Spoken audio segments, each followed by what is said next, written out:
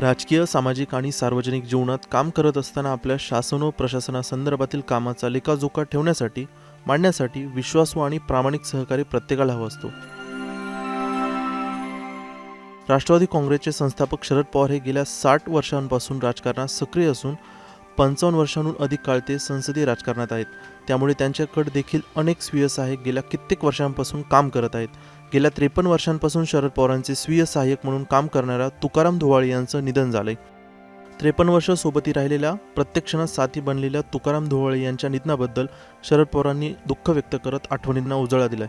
शरद पवार आपल्या ट्विटमध्ये म्हणतात की, मी 1972 पासून सार्वजनिक जीवनात सक्रिय झाल्यापासून ज्यांनी माझ्या स्वीय सहाय्यकाची जबाबदारी स्वीकारली ती तुकाराम धुवाळे यांनी. विशेष म्हणजे ही जबाबदारी त्यांनी त्यांच्या शेवटच्या श्वासापर्यंत कार्यरत राहून सांभाळली. अतिशय विश्वासू, प्रामाणिक व सचोटीनं वागणारा, निर्गवी तसेच सतत हसतमुख असणारा, प्रत्येक व्यक्तीशी आदरानं वागणारा, प्रत्येकाचं काम पूर्ण होण्यासाठी यथाशक्ती प्रयत्न करणारा अशा निराळ्या सहकार्याचं देहावसन झालं.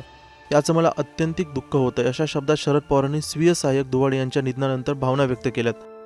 आपल्या कामाचा व्याप जसा वाढत जातो तेव्हा अशी काही माणसं जवळ असावी लागतात की ज्यांच्या सहकार्याने आपण निश्चिंतपणे वेगवेगळ्या प्रकारची कामं करू शकतो. त्यांच्यावर सोपवलेली जबाबदारी ते निश्चिंतपणे, प्रामाणिकपणे पार पाडतात. त्यात आपल्याला मागे वळून पाहावं लागत नाही.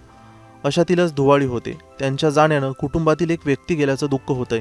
त्यांच्या आत्म्यास ईश्वर सद्गती देव, असं शरद पवार यांनी ट्विटरवरून म्हटलंय.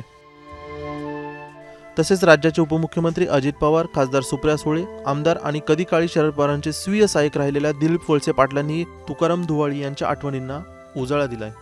ब्युरो रिपोर्ट, मुंबई तक.